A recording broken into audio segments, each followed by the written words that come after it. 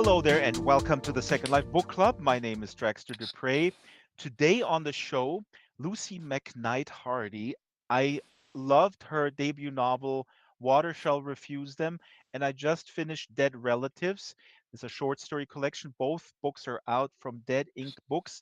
And now these books are satisfying my elitist taste for good prose, but they're also ostensibly horror of the horror genre, and I used to be a horror fanatic when I was a teenager. They're as unsettling and as creepy as the horror addict in me demands.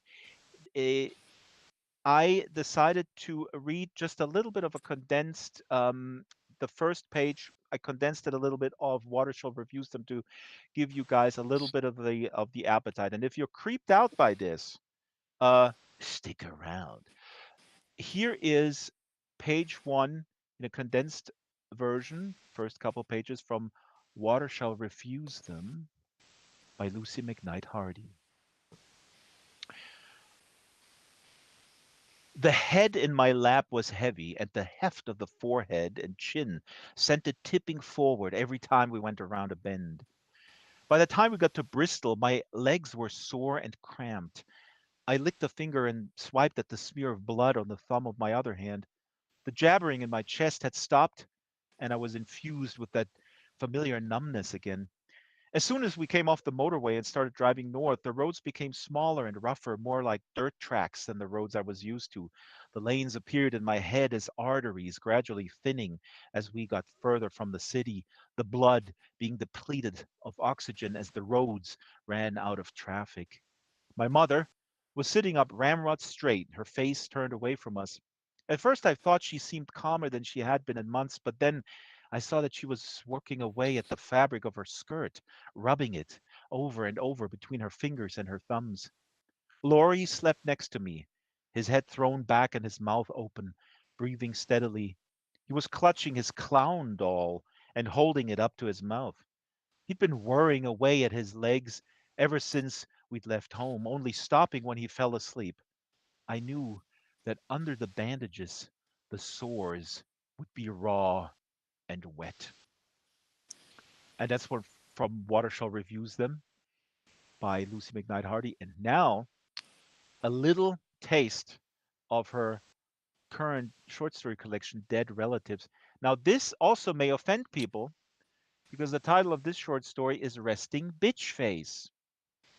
Here we go. The wife knows it's coming before it arrives. She can see it in his splayed legs stands, the curl on his upper lip. Chewing wasps again, love. The husband leans against the sink, a pear in his right hand. What? But she knows what he's going to say. Oh, resting bitch face. There was something about it on Facebook, he says. Women get it all the time. It's when they don't think people are looking at them and they stop controlling their faces. They just let them hang and they look like they're having really evil thoughts, but that's just how their faces are. He chuckles, then takes a bite from the pear. The juice slides down his chin. Middle age, I suppose. Affects the muscles. He wipes his chin with the back of his hand. For the first time, she notices how fat his fingers have become. I'm 46, she says. This is what my face does. He ignores her and picks up his phone, the pear dripping juice onto the lino. And that's from Dead Relatives. Resting Bitch Face is the story. Let's go inside and meet Lucie and the audience. Now, here outside, let me also just mention here is a wonderful cherry tree with a little doll-like girl underneath sitting. We don't know what she does, but it's in reference to a story that Lucie will read from in a little bit. And as we go in here, we see birds. We see a little nest of birds. What are these, wrens, I guess? And here are little chicks. And as you know, these are all usually symbols that we take out of the books and then we manifest in 3D here in this world. Well, hello everybody. Here's a magpie.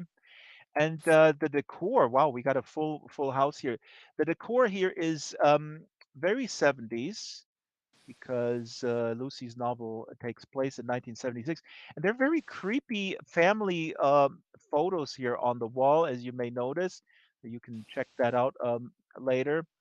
There's a bunch of pickling jars here in this weird room that is possibly a broom closet, but there's also a mermaid in the bathtub. Here, this room is I'm giving you a house tour. Lucy will come on. I know people go, I want to talk to Lu I want Lucy to talk, not Drax, give us a house tour. But here's a Ziggy Stardust poster, and here's also like a little what is this? Some sort of artist studio with busts that don't have any faces on them. And here we are, and here is actually Lucy right here. Lucy, how are you? I'm very well, thanks, Drax. I'm very happy to be here. And I just sat on the book stand because I'm so excited. Let's get rid of the book stand so people see. Now on the table here is also Polaroid, and we'll talk about what the Polaroid means. But Lucy, first of all, you're appearing to us as a stork. What hmm is up with that? How did you come to embody as a stork? It's very simple. I just find them absolutely endearing animals. They look completely ridiculous. They're completely inconceivable. They're basically like a toddler's drawing of a bird. If you asked a toddler to grab a crayon and draw a chicken, that's probably what you'd end up with. So I just think they're really quite interesting creatures. Maybe God created them when he was himself a toddler. Maybe. They look really yeah, sort of yeah, strange and somehow inefficient in a way. Yeah, I think they probably are. Yes, and when I saw one for the first time, not in person, sadly, but when I saw one a scale version, when you could see how big it was in relation to a person, they're a lot smaller than I thought. I thought they were these big, majestic creatures, but they're not. They're quite small and a little bit pathetic, which is why I like them.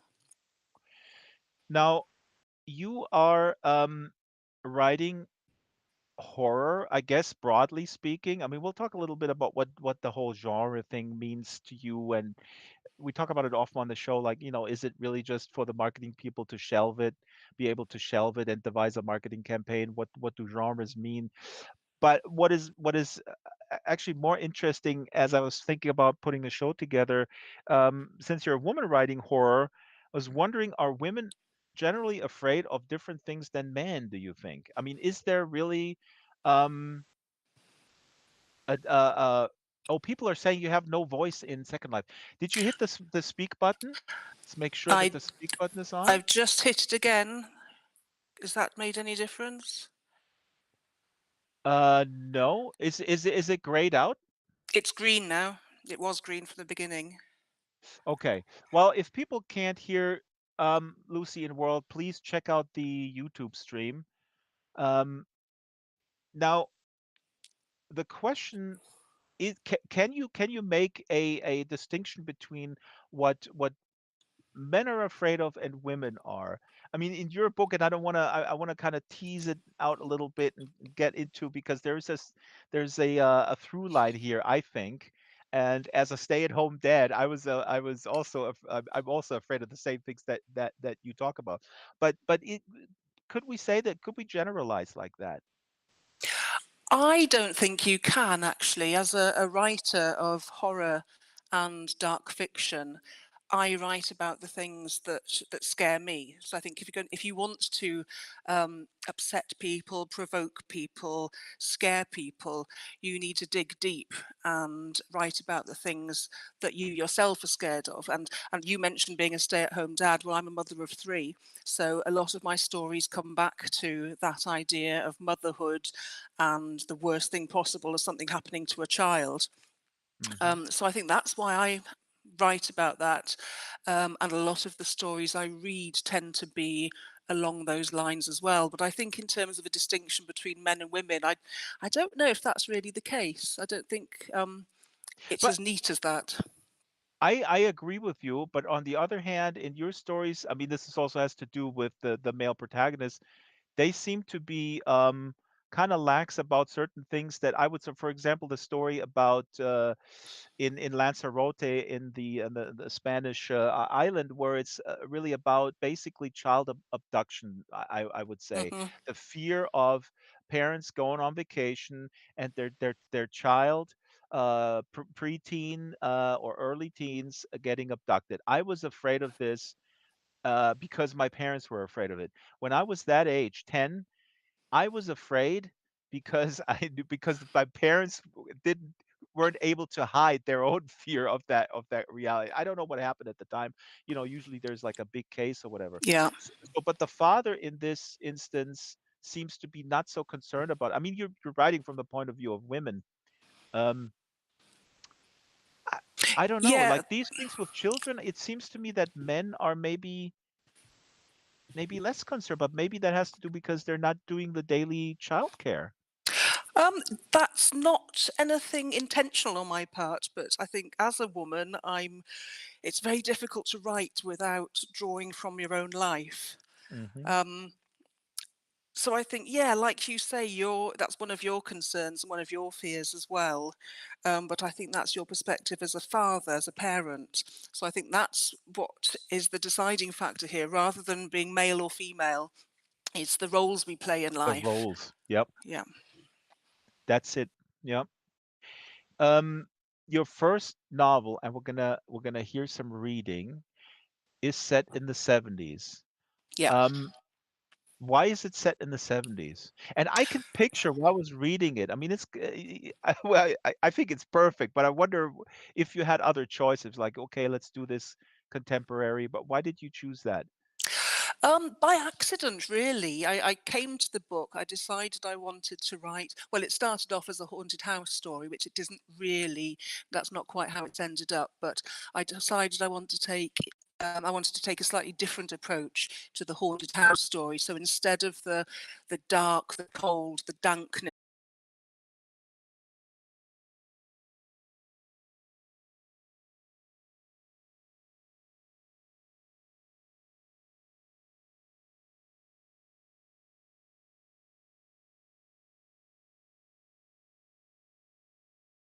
I was able to research online, and I just thought it was a really nice way of framing a creepy story. Hmm.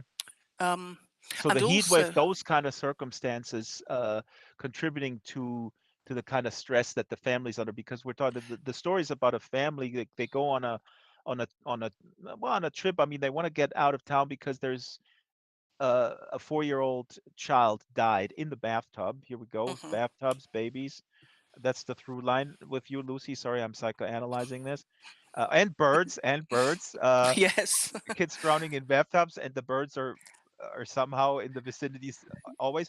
But this Yeah. family dealing with grief, they're going to this small village in Wales, and the village is a big protagonist, and the heat wave. Hmm. Yeah, I think that it puts extra pressure on the characters. First of all, I've taken these characters out of their natural habitat, which is a suburban area in the southwest of England, and moved them to this area, this house they don't know, in a village they don't know, where they are outsiders, and that in itself puts pressure on them. Hmm. And also with the heat and the drought, there's more pressure applied. And I think when you do that, if you treat your characters as though they are almost fish out of water, that's when you can start making them do things that might not come naturally to them. So they tend to act out of character, ironically. One quick thing, somebody says, can you hit the speak button again on the bottom? I'll Is it try. is it Yeah, pressed?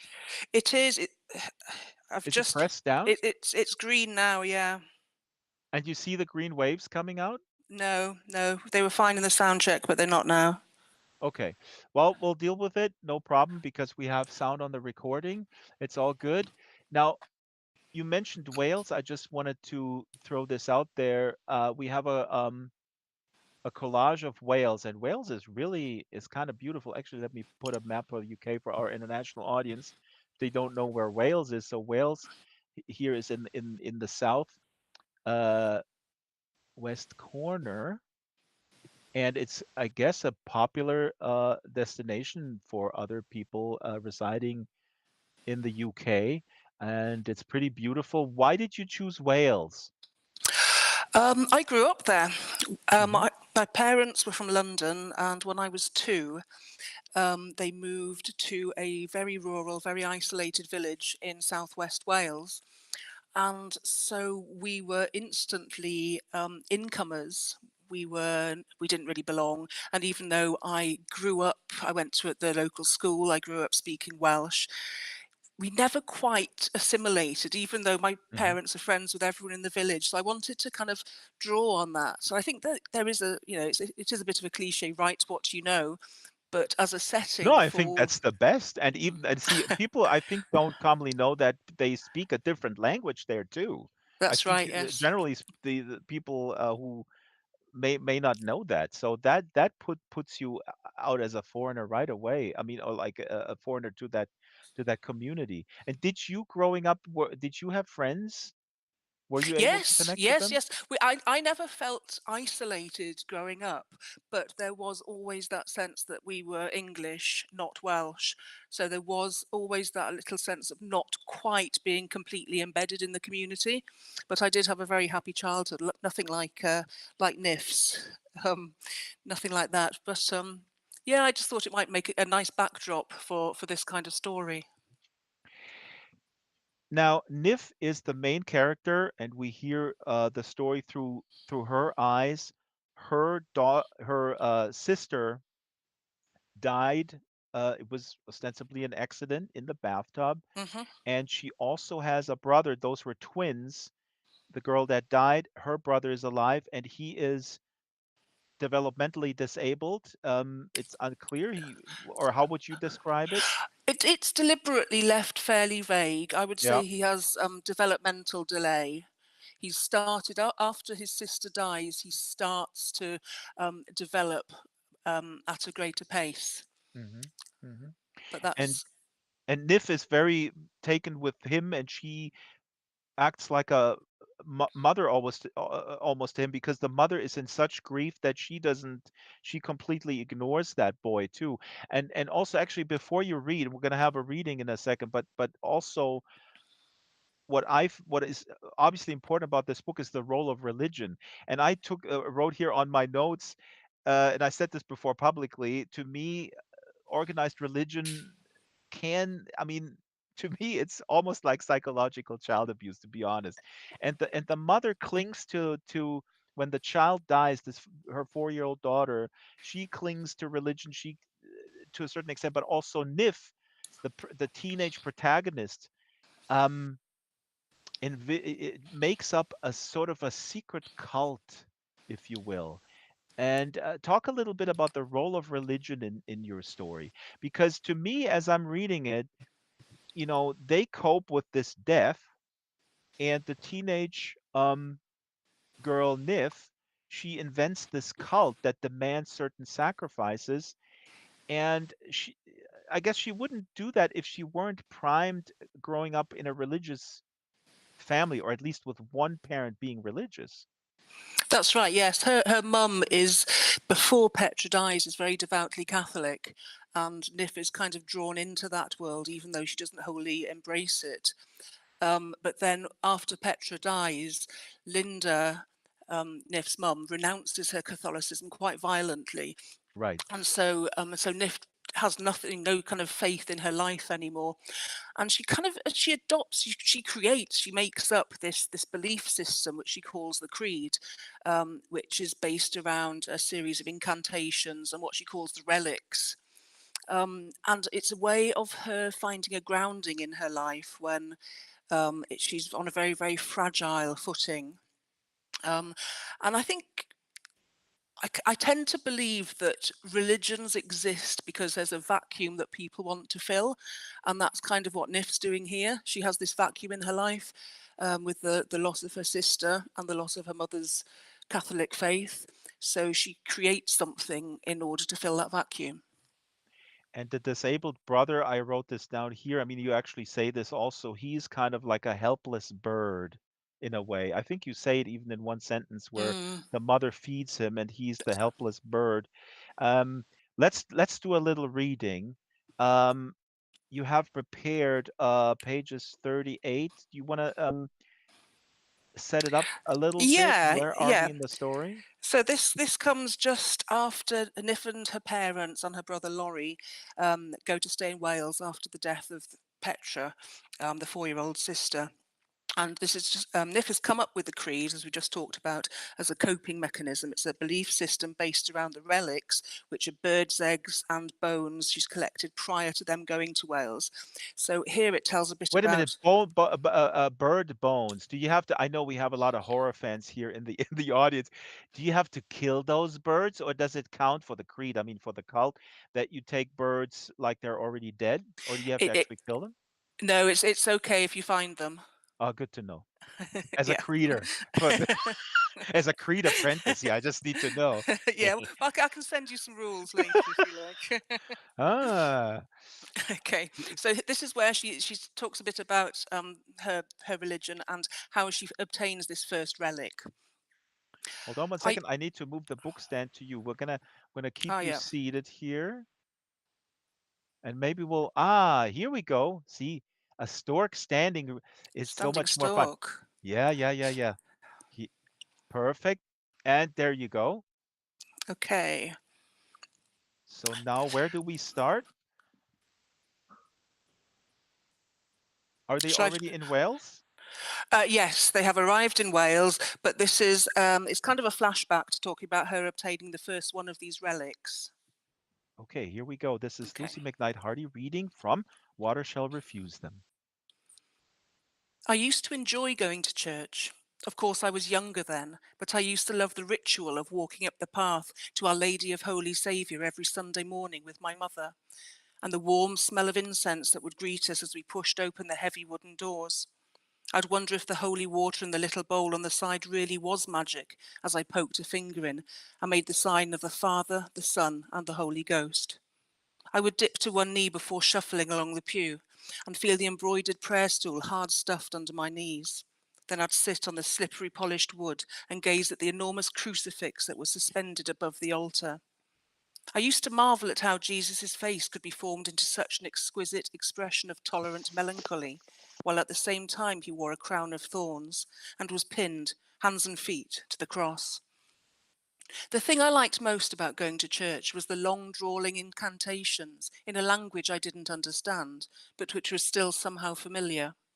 Father Declan's voice was low and monotonous and reassuring, and I would find a tranquility in the church that I don't think I've ever felt anywhere else. I never really felt very religious. I never prayed at home or read the Bible. So when my mother stopped going to church after the accident, I stopped going too. For me, the church was about the sights and the sounds and the smells, not about God. If I had seen a psychiatrist like they wanted me to, he would say that I was trying to impose order on my life by constructing a new religion. He would say that after Petra died and we no longer went to church, I needed some stability in my life, something to cling to while my parents got on with their grief. To an extent, this hypothetical psychiatrist would be right. I did find that after the accident, I needed something that gave me a purpose, even though I already had Laurie to look after. But I didn't need a religion. I had never really had one to start with, not in the full sense. What I needed was something to take control of my life. That's probably why the creed found me. Finding the robin's egg had been the start of it, a couple of weeks after the accident, even though I didn't know it then. It was another couple of weeks afterwards that I found the magpie's egg, and then it seemed like a sign. Hmm. It was Maundy Thursday. It was also my 16th birthday that day, but no one had remembered. It was only a month after Petra died. I was playing in my bedroom with Laurie, getting him to lie on his back while I rolled a toy car across his belly. I remember the smell telling me that I needed to change his nappy before I made him dinner. My mother had been getting increasingly agitated all day, and I'd heard my dad on the phone to the doctor that morning. She'd started shouting things, and there were scratches on my dad's cheek when he came out to let the doctor in. When I walked past the door of the bedroom, I could see a sliver of her through the crack, lying on the white sheets, mouth open, eyes blank. She wasn't my mother anymore. She was an imposter, a depiction of what she had been, with the inside, the important bit missing. It was as though someone had taken her away and replaced her with a statue. I went out into the garden that morning with Laurie, half expecting my dad to come after us and tell us to go back in again, that we weren't allowed out on our own. But he didn't, and we made it down to the bottom of the garden. Although the heat wave hadn't really kicked in by then, it was still warm and stuffy for Easter, and I only had on a t-shirt and jeans. Laurie was shuffling along, grunting and hanging his tongue out like a dog. It was Laurie who spotted the axe, lying in a pile of wood behind the shed. The wooden handle was sticking up in the air and had a pale sheen of grey-green mould blooming on it. It was heavier than I'd been expecting, and when I tried to pick it up, I struggled against the weight of it, and it had stayed jammed in the wood pile. The mould came off onto my palm and I'd wiped it on my jeans. The second time I lifted the axe with both hands and it came up, scattering little logs from the heap where it had been lying. It was about 3 feet long and the blade was rusting and dull and huge. I swung it like a pendulum and imagined a woodsman heaving it over his shoulder, maybe Little Red Riding Hood's father, bringing it down under its own momentum onto the neck of the wolf. It was on the backswing that the axe caught in the rhododendron bush behind me. A clatter of twigs and small branches fell to the ground, along with a dusty pile of dry mud. 2 eggs rolled out from the remains of the nest, larger than the robin's eggs I'd found, a greenish blue with dark olive green mottling. One of the eggs had cracked, and as I watched, a jelly seeped from it, red and orange and black. I leant down and prodded it with a fingertip. Then I used a nail to peel back the shell from around the crack. A tiny beak and 2 bulbous black orbs were revealed. The creature gave a shiver, and then it stopped moving. I picked up the other egg and put it in my pocket. Laurie started prodding the broken egg with his toe. I grabbed his hand and pulled him away and dragged him up the path to the back door. I already had my hand on the door handle when I heard a flutter, barely there. I turned around and a magpie was standing next to the bundle of twigs. Its head was twisting, first one way, then the other, looking alternately at the egg and at us. I had a flash of memory of a song my mother used to sing to me when I was younger, much younger, and was learning to count. We would sit at the dining room window, looking out over the back garden, counting the magpies as they fluttered down and inspected the bonfire. 1 for sorrow, 2 for joy, the song started, and then my mother's face would light up and she would hold her crucifix while she sang the next bit. 3 for a girl and 4 for a boy. It was as though she was wishing for another child, or praying, I couldn't tell which. But after that, the song came to take on a special meaning for her, and she would look out for magpies wherever we went. Even then, I knew I wasn't good enough for her. I held Laurie's hand as we watched the magpie inspect its shattered nest. It hopped closer and nudged the smashed egg with its beak. Then it started pecking at the broken remains of its chick. And this is Lucie McKnight Hardy reading from Watershall Reviews. Them, thank you, Lucy. This gives us this is just such superb writing. I was going to talk about yeah, I don't want to talk about actually the cruelty a little bit later. Oh, we might as well now because the creed also demands in their rules in some circumstances to be fairly cruel. Right? And so there is some cruelty towards her brother, which I found so heartbreaking. People know my mother was a special ed teacher. I grew up with kids with all sorts of disabilities, and when you see how a child is already so dependent on their parents, and a disabled child in this circumstances, Lori, who looks to his sister as the surrogate mother, and then she hurts him deliberately, and he knows it. And the way he expresses it, that's one of the most heartbreaking parts of this book to me. Not the big reveal at the end, actually, but Hmm. that's even harder. Yeah. Yeah, it's certainly no holds barred. I do sometimes wonder if I would write the same amount of cruelty if I was writing it now. Um, Ah. I, I don't know. I think being a bit older, I might have pulled a few more punches. I don't know. It is pretty grim. So wait a minute. Are you saying you would be more cruel? No, Not that you're cruel, but your protagonists certainly display some cruelty. well, I think it does make for pretty uncomfortable reading, like you said. So really don't know. If I was writing it again, would I have that kind of cruelty? Um, it's difficult to say.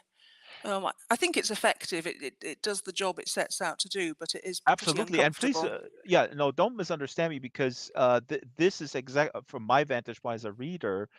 This is why your stuff is for me so far apart from some of the other um, horror stuff where it's very gratuitous. I mean, the way your protagonists are depicted, it is they are fully human with with everything in there, with flaws and all, and it's not there is no how should I put this? Well, yeah, a gratuitous employing of sort of shock effects.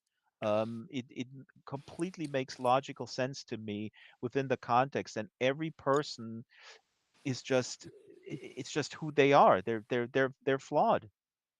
Yeah, I don't. It's not gratuitous. It's certainly not intended to be. And I think you're right. It is. It's about the whole gamut of the human condition.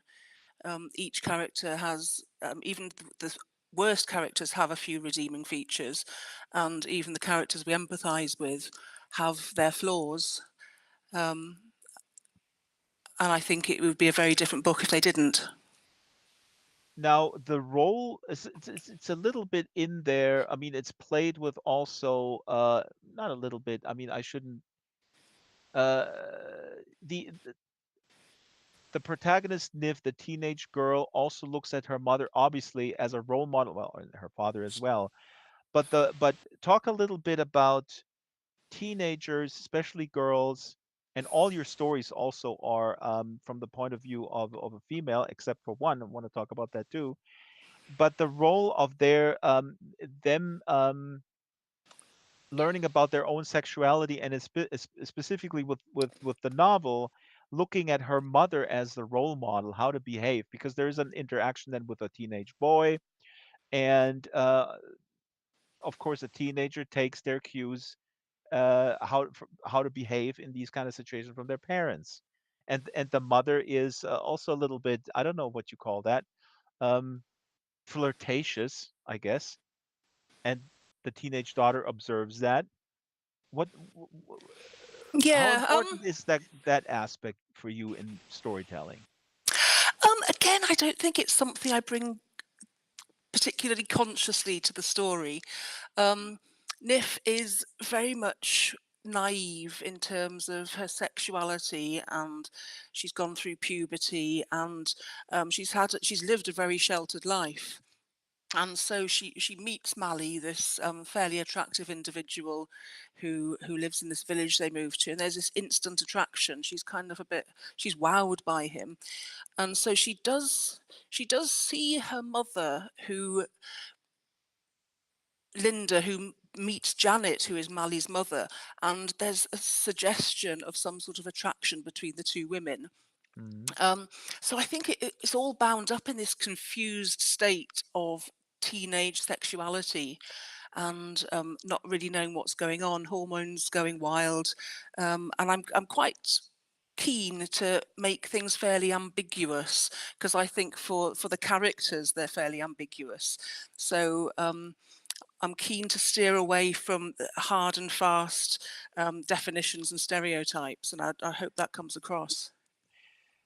I know that people probably know that Brian De Palma directed Stephen King's Carrie, and when I was reading this, I was like, okay, so this is in the 70s. This is also teenage sexuality. Uh, God, if I had Brian De Palma's phone number, I don't know, is he still alive? Can somebody verify that?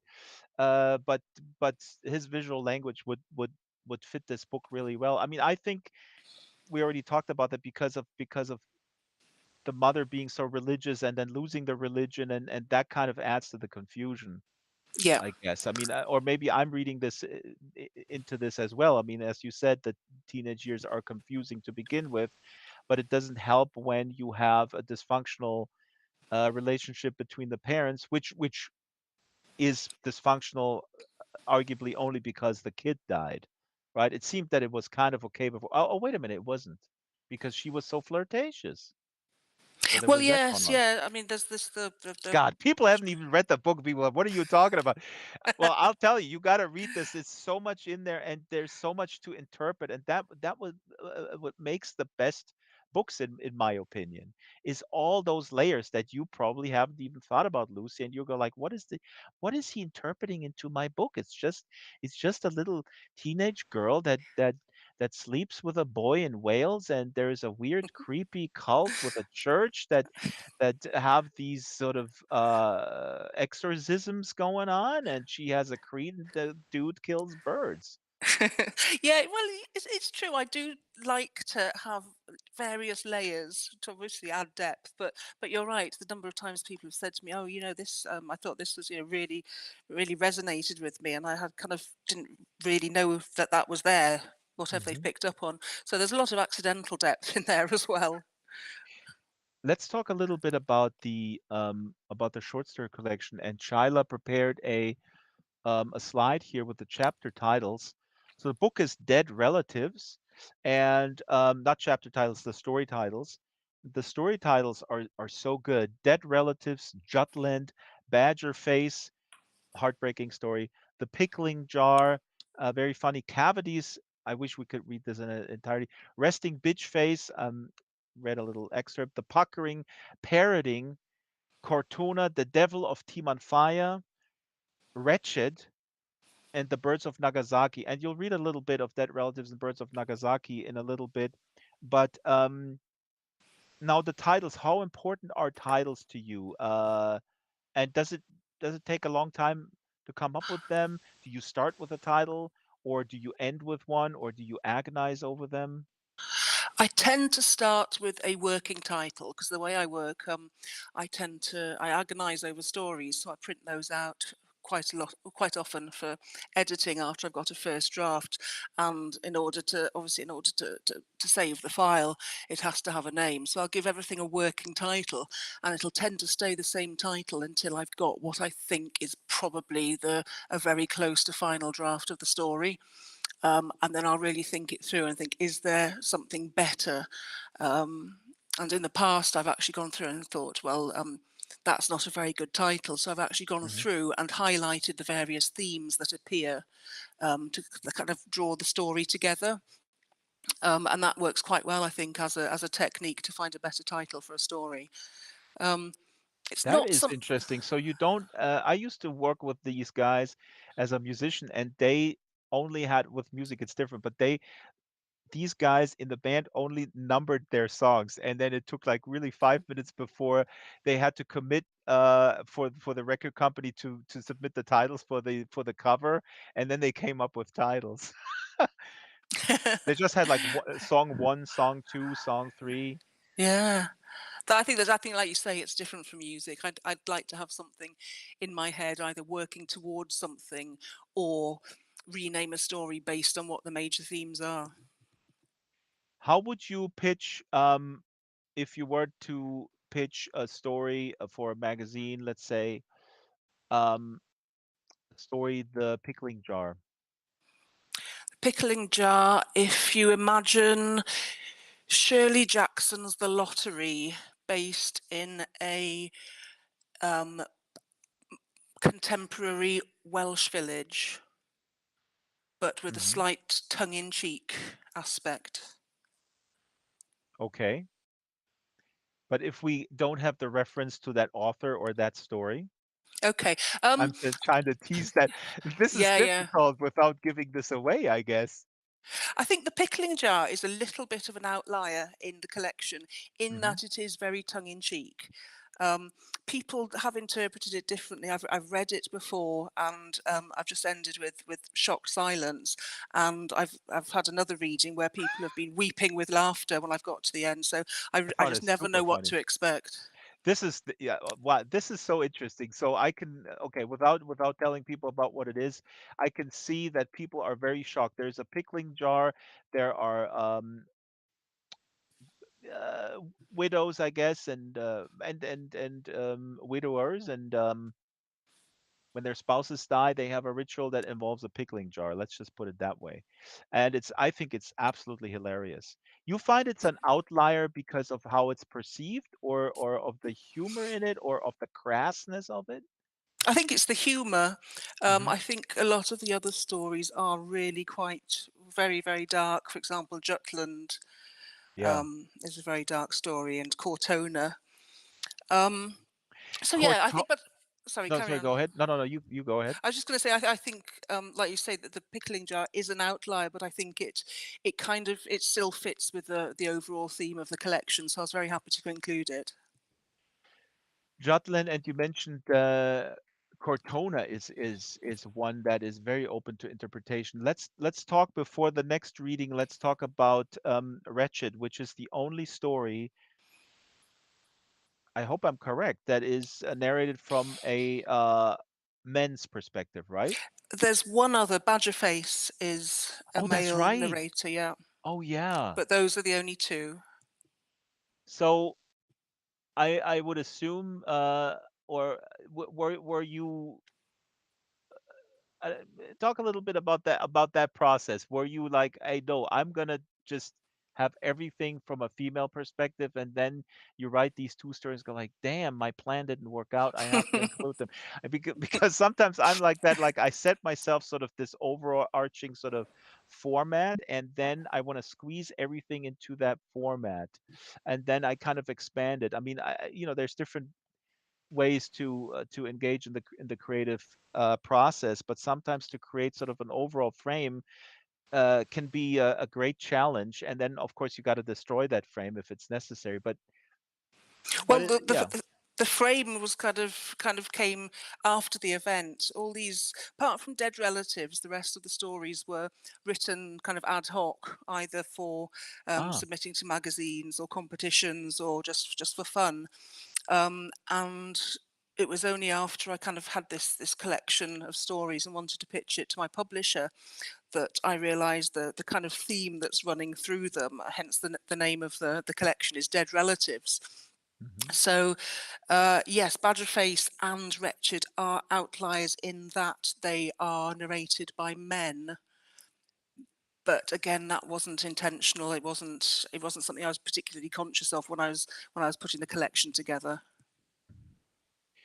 There is a quote that Shyla pulled about short stories versus novels, and I have this here too.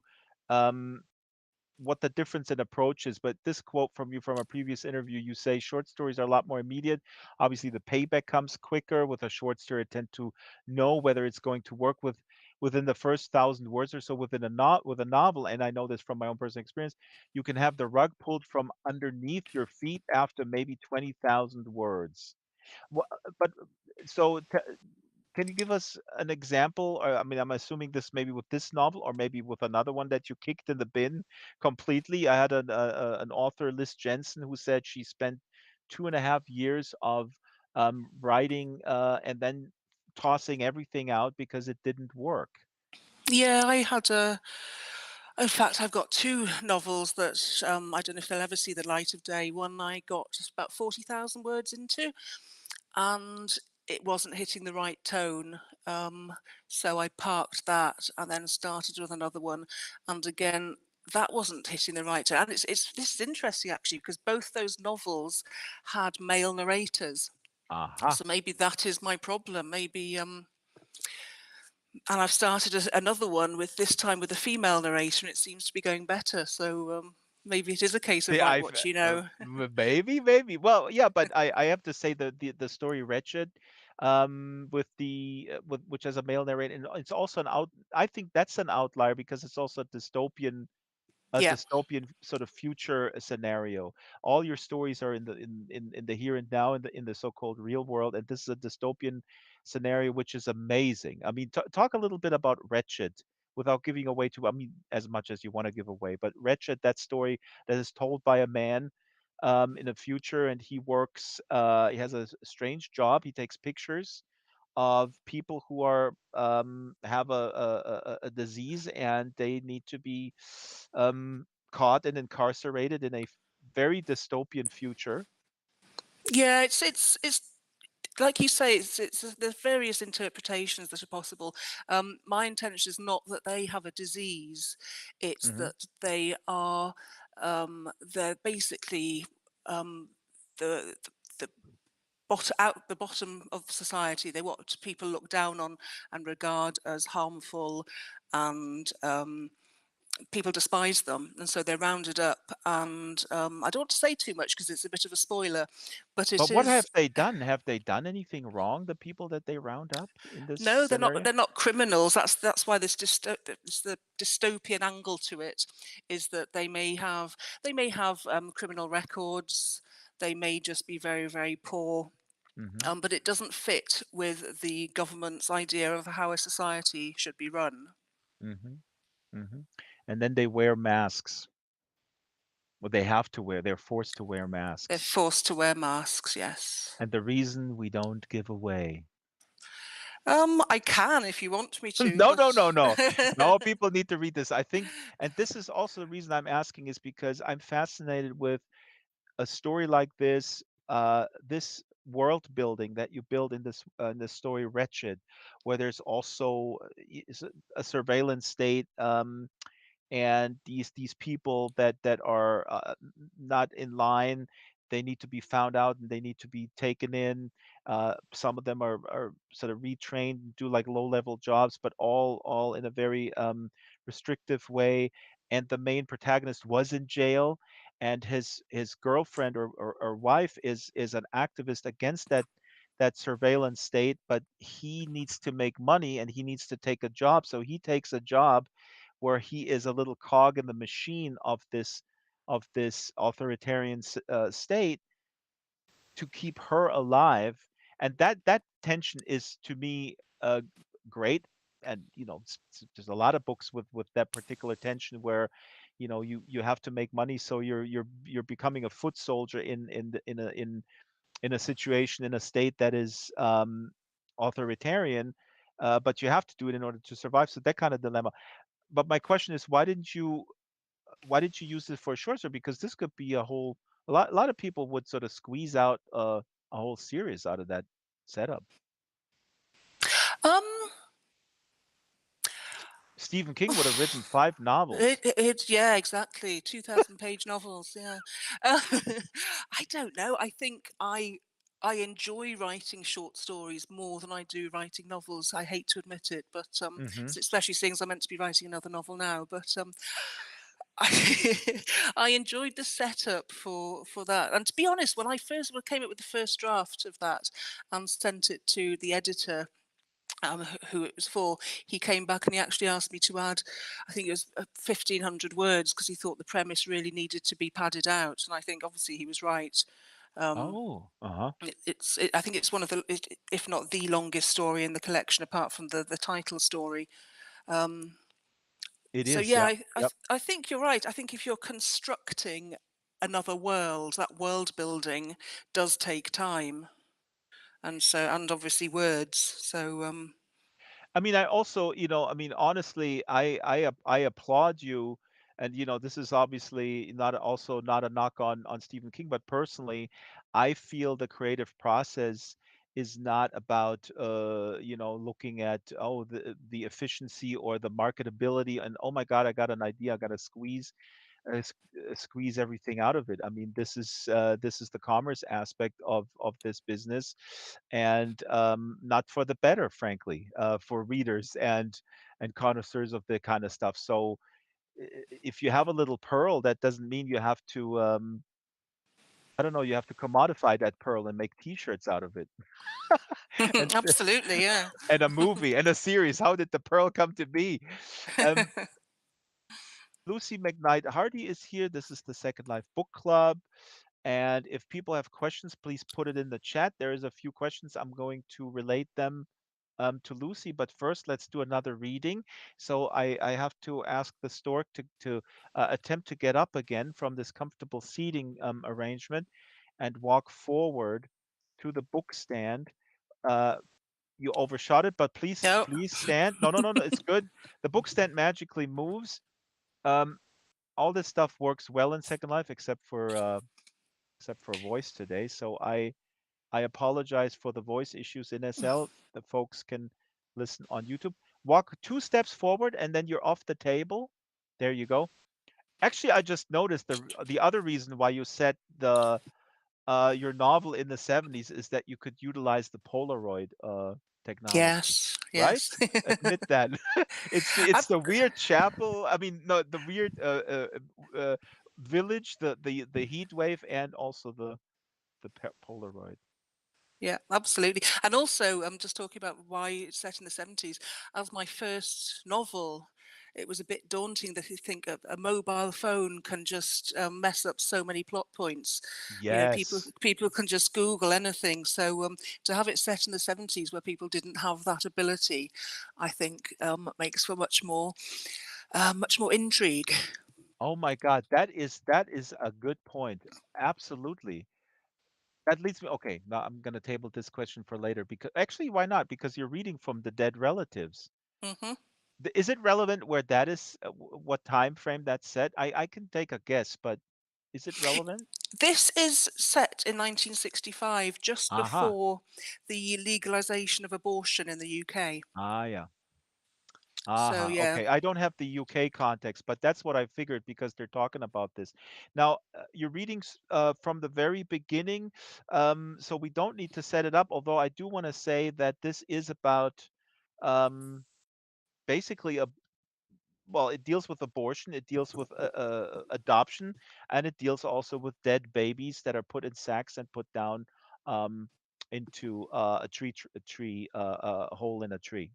So there, Yeah, I I'm a said nice it. person, really, honestly. I Yeah, don't know where this stuff comes Lucy's from. not a weird axe murderer, and not all British people are doctors who murder their patients and bury them in the front yard. Not all of them. Just some. Okay, so this is from dead relatives from the very beginning. Please go ahead. The ladies are coming today, and Cook is beside herself with worry. I'm beside myself with worry, Iris, she says, and the blade strips the darkness from the backs of my eyes. Do not just sit there, Iris, she says, turning the corpse over on the wooden board, spreading the legs just so. Go and find your mammy and ask her what jobs there are for you to do. She drops the knife and her hand goes out for the cleaver. But I don't go and find Mammy. Mammy, I know because I saw her and her sherry bottle, is in her bedroom, having one of her rests, and so I stay sitting on the stool. The skin around my thumbnail is sore and tastes of coins. I hate Cook. I hate her lazy eye and her mean way with the gravy. I hate the way her bosom fills her apron, and I hate the way she looks at me, all pitying but still angry. Cook brings the cleaver down on the neck. Chop! And the head comes off neatly, like slicing through blancmange. It's the feet next. Chop, chop, chop, chop. And they fall away, dainty as a baby's. The next bit is my favourite. She hooks her fingers around one of the legs and pushes on the stump of bone with her thumbs. The leg just slips out. Pop, like taking off a jacket. She works her way around the corpse, easing and tugging and pulling. And then, when all the legs are out, she gives a God Almighty heave and the whole skin comes off in one piece. It's like one of the ladies taking off her fur coat. A fur coat with a red silk lining. That makes me smile. Cook slings the scraps into the bucket and pushes aside the plastic strips that make a curtain through to the pantry, her fat ass slap sliding all the way. I grab one of the tiny furry feet and I slide it into the pocket of my pinafore, and I'm out of there, through the back door, quicker than a whippet from a trap. Clippety Pete is getting the car out of the stable when I walk around the side of the house. He's funny as Clippety Pete. It's only me who calls him that, and then it's only in my head. He got shrapnel stuck in his knee during the war, and it's given him a limp. Clippety Cloppety Pete. Mummy doesn't like him either. Got a face on him like a slapped ass, I once heard her saying to Cook, but that doesn't stop Cook from making eyes at him and sticking her titties out whenever he's about. He staggers out of the car, dragging his bad leg behind him. When he sees I'm watching him, he looks angry and pulls out a handkerchief and starts rubbing away at the bonnet. The grey paintwork stays just as dull and flat. His dog is snuffling around at his feet, a terrier bitch recently whelped. Her teats are damp and bloated and red. They hang so low that they scrape along the ground as she potters along, and small bits of gravel cling to them. Suddenly, Clippety Pete straightens up and looks at me. He's sneering like he's smelling something really bad. He has two fleshy mounds above his eyebrows that make him look as though he's frowning, even when he's not. But he is now. "What you staring at?" he says. But I just smile sweetly like butter wouldn't melt. That makes him look away. He's got even more grumpy since that bastard Beeching closed the station in the village, and he has to go into town now to collect the ladies. "How many of them are there this time?" I ask. "Sometimes we have 3, sometimes 4, and once we even had 5, but Mummy said that was too much trouble. Never again." "3," he mutters. He has to answer me because I am the heir to the house, the one who will inherit all this when Mummy's gone. Away from him and look back over my shoulder. Mummy makes him wear a tweed jacket when he goes to collect the ladies, to make him look smart, but it's old and worn and the elbows are rubbed almost bare. He's put the handkerchief away and he's scratching away at his head. Scritch, scritch, scritch. And I wonder if he has lice like I had last year. I love the feeling of the tickly little buggers running through my hair and the feel of their tiny feet on my scalp. Sometimes, if I was quick, I could catch one in my fingers and drag it out through the strands of my hair, and it would crunch ever so slightly between my front teeth, like a biscuit crumb. I was sad when Mammy made Cook sit with me for hours, combing and combing and combing away until they were all gone.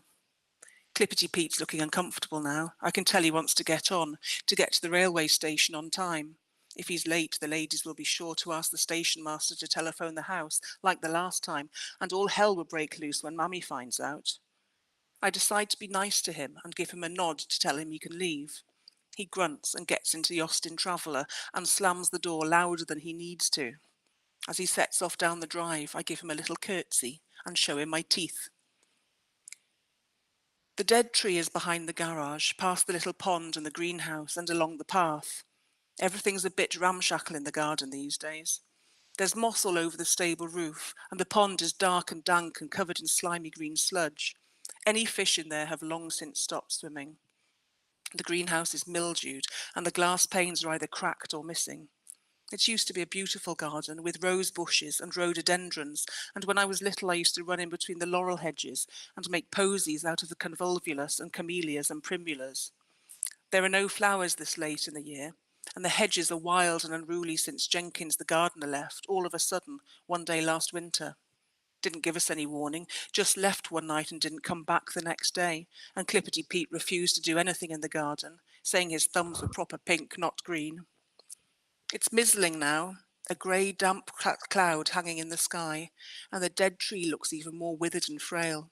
It's a silver birch tree, I think, Betula pendula, but it's difficult to be sure because it no longer has any leaves, and the telltale paper-like bark is just black now and flat. It's about 6 feet taller than me and leans at a slight angle, as though it's tired. I pull the corpse foot from the pocket of my pinafore, and it leaves a little trail of blood on the fabric, and I know that Mummy's going to skin me, ha, when she finds out, but I don't care, as I have another feed for the tree. The hole in the bottom of the stump, where the heart has rotted out, is gaping, like a mouth, like a baby's mouth waiting for food. In goes the rabbit foot into the hole, and I pinch some dirt in over it to cover it up. It disappears. The garden lies quiet as if it's sleeping. Nothing grows this late in November, and everything is sad and grey.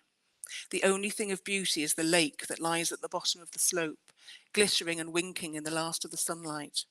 I trudge back to the house. I must prepare for the arrival of the ladies. And that is from Dead Relatives, Lucie McKnight Hardy reading Dead Relatives, the title story of the short story collection, out now from Dead Ink Books. Absolutely amazing. Thank you, Lucy. You can sit back down. The only reason why I have this book club is that I can sort of pretend I'm a headmaster telling people to get up, stand up, read, and sit back down. Um, Now, this story is interesting because there are birds in there. There are um, there are trees in there. These symbols, these metaphors, they reoccur. There are pigeons, there are magpies, there are wrens, and also the trees and these tree holes. Did you assemble? How do you come up with the symbols that are meaningful for you? Or why birds, I guess? Or do you Yeah, sit there and have like sort of a brainstorm and have a whole sheet with different possible symbols, and then you out some that are not. I'm always, I'm asking about the process and sort of like, how can you, I want to deconstruct the process to make it, to to find the essence of it and to make it then my own in a very efficient way, I guess. I think the first few stories, obviously, birds are a big part of Water Shall Refuse Them, and that was a conscious decision because I was looking for themes that could run through the novel. So I kind of birds crept in there, and water and lack of water. And Hmm. then I think when I finished writing Water Shall Refuse Them and it was on submission, I started writing a few short stories then. And I wasn't really conscious of including birds in those stories. They just Hmm. seemed to creep in. And then obviously after I'd written a few, I then noticed this kind of tendency I had. Um, This is really like almost like, can you, uh, honestly, when I was reading this, oh, this is so good. Let's move on to the next story. And I was like, there are no birds, there are no birds, there are no birds. And then on page 4, there's the bird. It's like spotting Hitchcock in his own movies.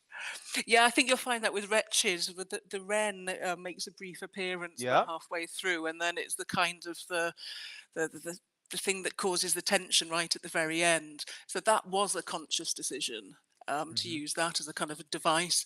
But quite a lot of the times they just creep in of their own accord.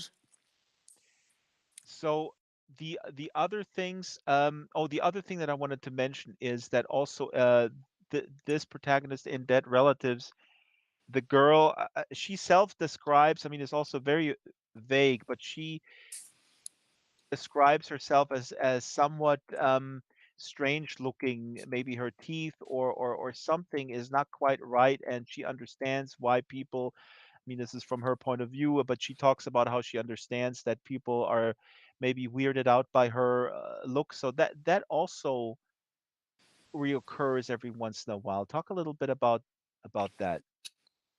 I think it's just a bit more interesting to have protagonists, especially narrators. So if you're talking people talking in the first person, if they're not kind of carbon copy attractive, if they have these physical as well as emotional and psychological quirks. Hmm.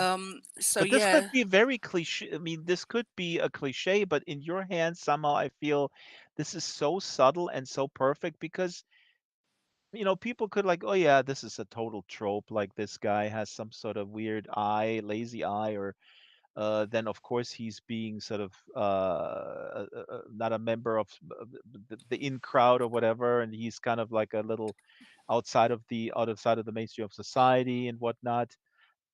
But this is from the perspective of a 13-year-old girl, and the way she also describes this, how she in her own analysis, how she analyzes how she's perceived by these ladies. It's just somehow brilliant. So I guess my question is, how do you avoid these? Were you aware that this is a trope, I guess, and then you were yes, yeah, conscious that you needed to avoid that? yeah, I was very, conscious that a lot of horror writers do get criticised for the obvious, the baddie has a facial disfigurement, what have you. And I really wanted to avoid that, but like I say, not make all these characters picture perfect. So I think it comes down to empathising with the Hmm. characters. And if you as a writer do that, then I think your readers can as well. So I think it's about presenting these characters as fully rounded individuals and giving them, however peculiar or quirky they are, they need to have redeeming features. Hmm. Here's another quote. Oh, let me actually make sure that I don't forget I have one more slide, but I don't want to forget the questions. Here is when Shyla says, horror fiction is often said to come from addressing one's deepest fears. Do you find writing horror cathartic? Yeah, that's a good question. Do you find writing horror cathartic? Do you feel that horror, that is the function of horror, or what is the function of horror? I caught a clip on YouTube of an interview with John Carpenter, David Cronenberg, and John Landis, talking about the cathartic nature, or or what the reason is that they do horror, and they gave very very different answers. It was so interesting. So Mm. catharsis, or coming to grips with your own fears, or Um, I'd say not. No, I think I write horror because I enjoy reading and watching horror. I don't find it necessarily cathartic, although I'd go back to something I said earlier, which is about, I think, in order to affect your reader as much as possible, it's a good thing to address your own fears, which Hmm. is why a lot of children and bad things happening to children happen in my stories in my book, and people, having read Water Shall Refuse Them and the animal cruelty in there, people are surprised when I tell them I haven't eaten meat in 35 years because I can't stand cruelty to animals. So Hmm. it's about digging deep. So for Hmm. me, maybe possibly there's an element of catharsis in there, but it's certainly not a conscious approach I take. Here is a quote from you, which I find great here. I much prefer to have, I think it's been more effective in the reading I've done, stories which accumulate the sense of impending doom or unease or something about to unfold. I'm not really one who goes for jump scares. I think they can work in film, but less so in fiction. I like leading the reader along a path that they know is going to end awfully, but they don't quite know what that awful ending will be. I mean, I couldn't agree more in terms of what people refer to as jump scares. And I want to ask you your opinion on the term literary fiction, because I can see people differentiate between literary fiction and then the various genres as the main defining factor that, okay, this author is of a higher quality and that author is not using those cheap jump scares, for example. How do you see that term? I mean, is that term being applied to you? Uh, and if so, are you comfortable with it, or do you feel it's outdated? Um, when people ask me what sort of fiction I write, I tend to use the phrase dark fiction because I think, I mean, I'm very happy to say I write horror as well, but I think that's such a broad canon. There are so many different types of horror. So I think to say dark fiction suggests there is more of a psychological element to it Mm. and possibly supernatural rather than out and out horror. I But you're think not afraid, like you don't see this as an insult, because I do know people who feel like, nah, horror, that's baloney, that's like beneath me, not below, but that's beneath me in terms of quality as a reader, and then they would go to something that is frankly just something that is older, and by the fact that that author is not alive anymore, somehow has gained legitimacy in the in the upper echelon uh, of that genre. no, I think that's a very valid point. I'm very happy to say that I write horror, but like I say, it's such a broad canon, a broad genre. I think it sometimes helps to drill it down a bit. So whether you say psychological horror, like I say, dark fiction, my writing has been described as literary horror as well. And I think sometimes it can be useful to use the term literary fiction, but I think there can be an element of snobbery around that. So I'm just very happy to say I write horror. I was chastised by using the word canon recently. Yeah. It's called a classist and an elitist. I'm not a cl- I'm a recovering classist. I'm becoming more conscious of my class privilege as I get older, and I'm very proud of that. I don't want to medal for it, but that stung just because I said, Marcel Proust is part of the canon. Anyways, enough about the canon. Let's do another reading, and this is from Birds of Nagasaki. Here you put birds in the title, and this is yeah, this is another just a sparse story, but so densely textured and so I don't know, brutal, but the cruelty between children. You're a mother. Do you have more than one child? I have three, yeah. Oh my God, are they cruel to each other? Did they try to kill each other? No, not yet. But that's something that reoccurs, is the cruelty of children amongst themselves. Do you think that that is something we? Uh, I guess this is the question where I want you to decode society for me. Is this something that is normal, or is it our cruel society that they're emulating? And if we had a more just, equitable society, kids would be less cruel. Is this just nature? What is it? Nature, nurture? Oh, that's a big question. Um, it's something that interests me, the whole nature nurture thing. I think I don't know if I particularly agree in this whole inherent evil concept, but Yeah. as a concept for writing fiction, I think it's quite a fascinating one.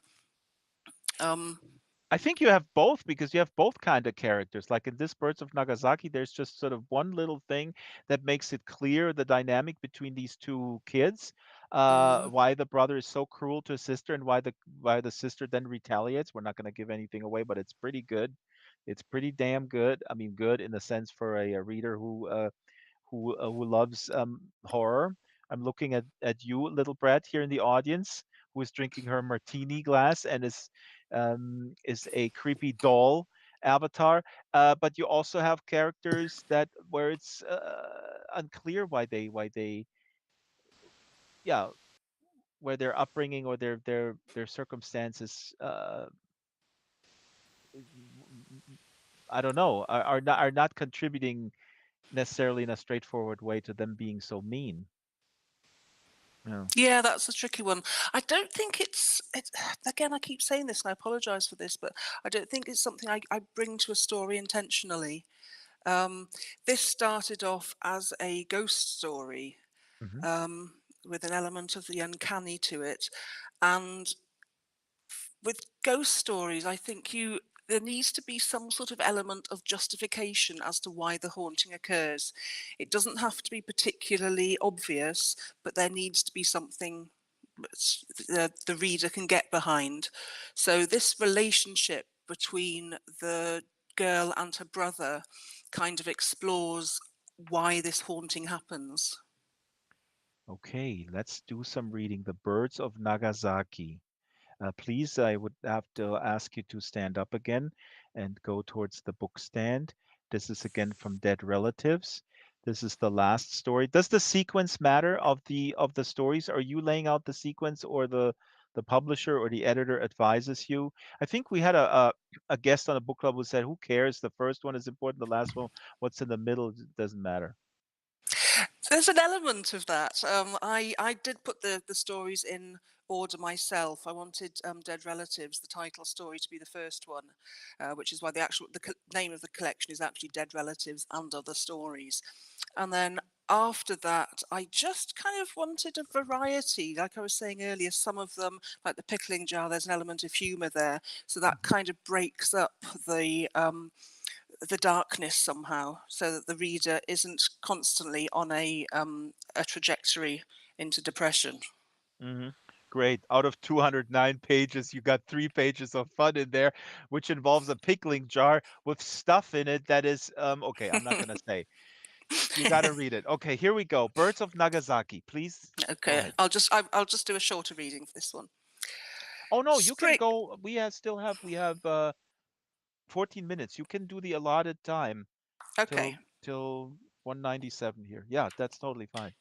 okay.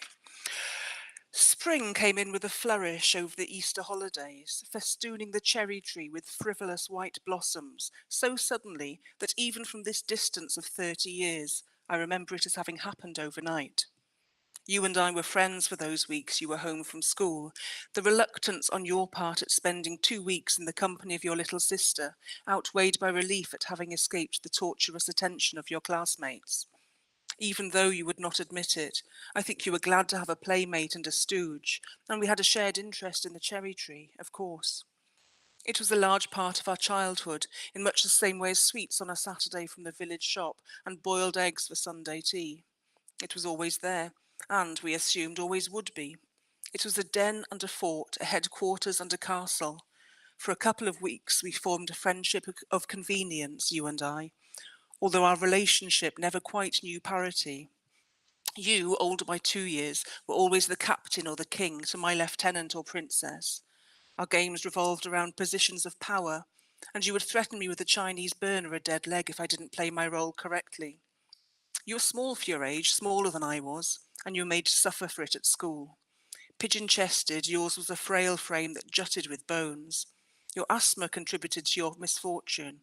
Even moderate exercise made you wheeze and reach for your inhaler. Your inability to take part in sport at school further singles you out as a target for the bullies, and you transferred your hatred to me in the form of petty torments, tiny but savage pinches up my arms and on the backs of my legs when no one was looking. For that time during the holidays, while father was away and mother sat at the kitchen table with stagnant eyes and a cloudy whisky glass, the cherry tree was our playground. The bench underneath acted as a ladder to its gnarled branches, and, cushioned with moss, these served as our climbing frame. You would urge me ever upwards, your delight at my alarm evident. Your eyes would brighten, and your usually pallid cheeks would flush, made rosy, until my fear would erupt and my snivelling begin to grate. You would allow me to clamber back down to earth, the tears on my cheeks mingling with the lichen stains on my palms as I tried to quell my terror. It is dark like tar when I open my eyes, and I wonder for a moment if I have truly opened them, or whether I am still asleep. I blink a few times, but nothing changes. There is no confirmation from my surroundings whether I am awake or asleep, or, for that matter, alive or dead. Then I hear the first familiar flutter, and I know I am both alive and awake.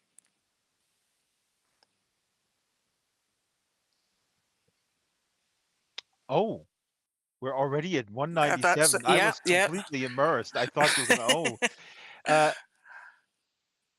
thank you, I, Lucy. I This can is read just. more if you'd like. Yeah, yeah. No, I mean, I think you should read a little bit more when the Sure. father comes back. And what does he give? Let's go to. Yeah, let's go to when she gets the kimono. Okay, so One 199. 199. Yeah. Okay. Father returned from his business trip just as the Easter holidays were drawing to a close. By then, Mother was fraught and tired, and the skin around her fingernails was red and raw from her continuous picking.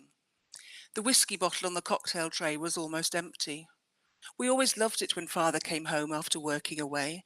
We had missed him, of course. The house was too big for just the three of us, and there was no fun to be had without him. But it was the presents he would bring, the exotic gifts from far-off places that we looked forward to most. It was almost as much fun as Christmas. Marcus, he exclaimed, picking you up under the arms, and even though at 12 you were far too old for it, throwing you into the air and catching you again.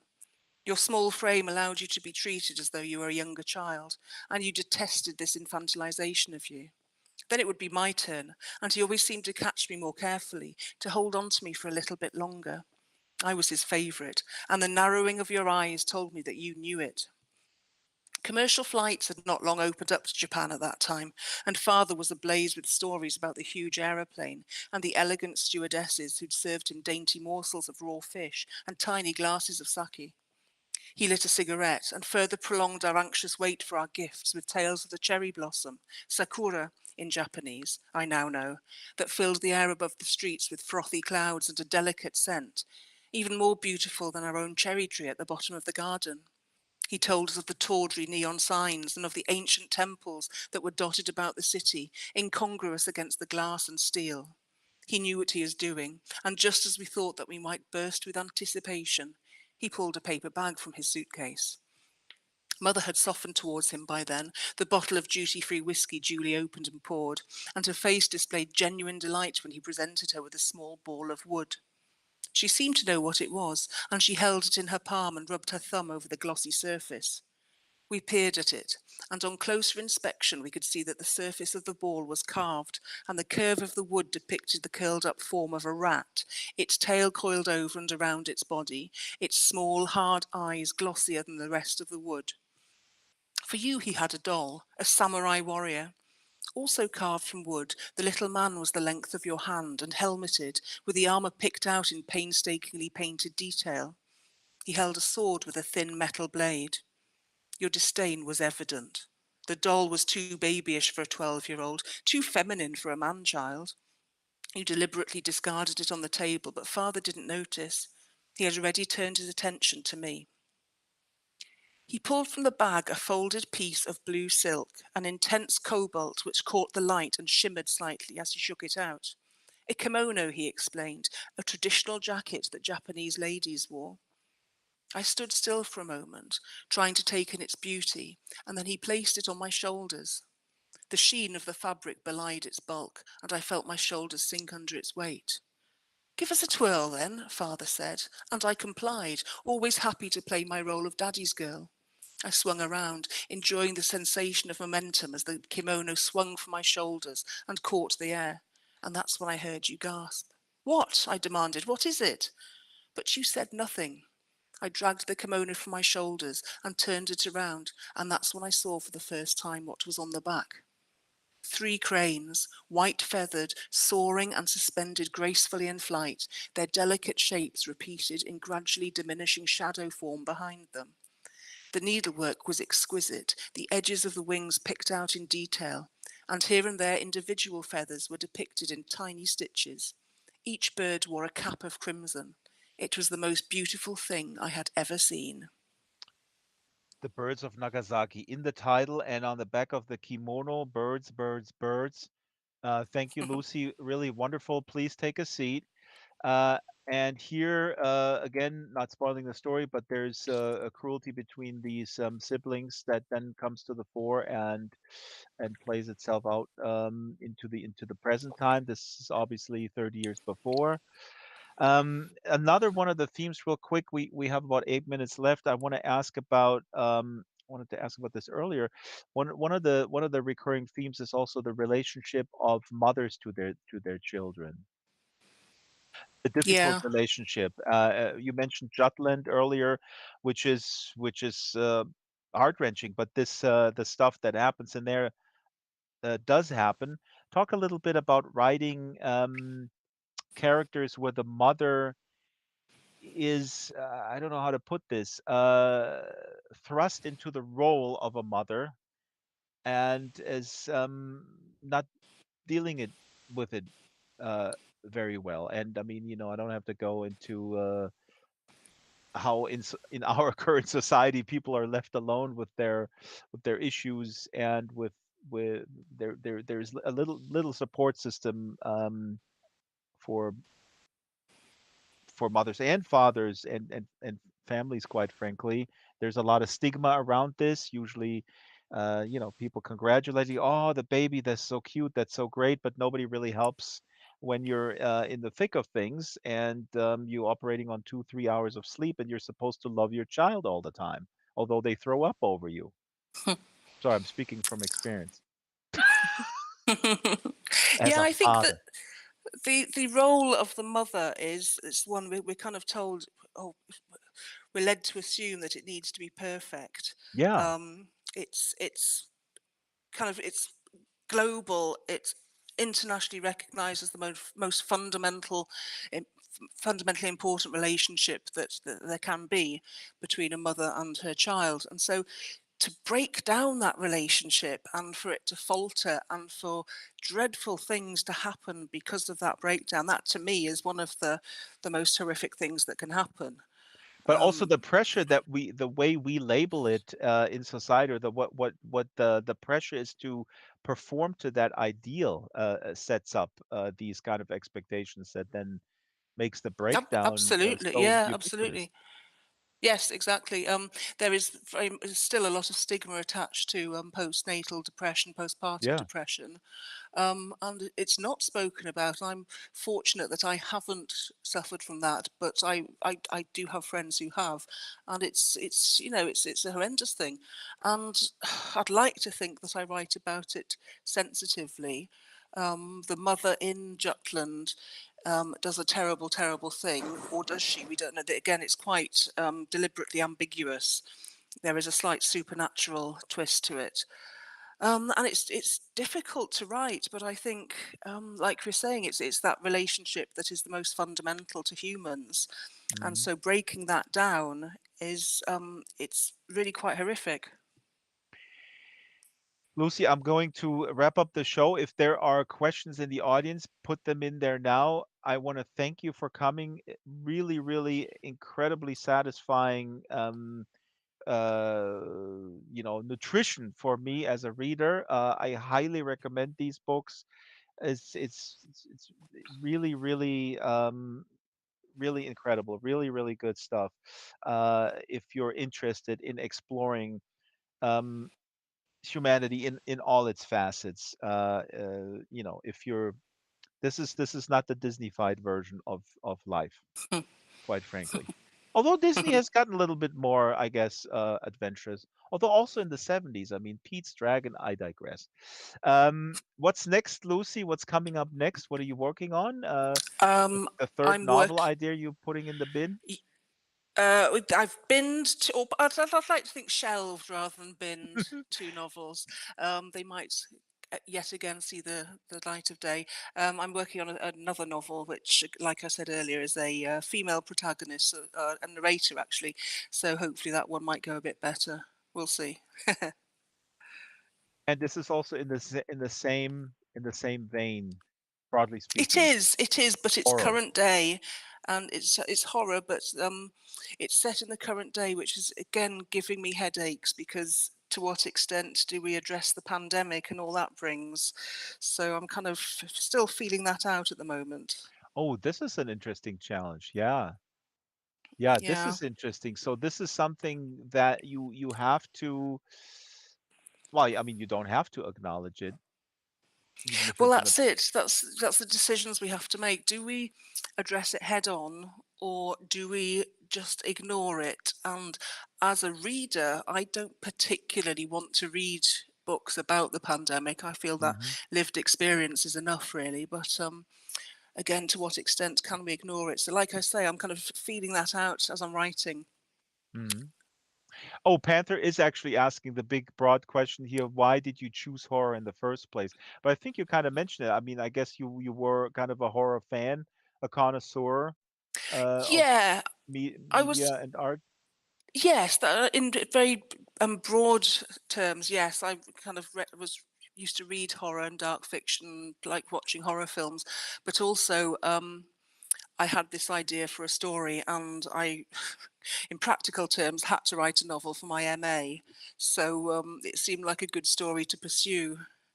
Um, Ah, so you did a program and they said you got to write something.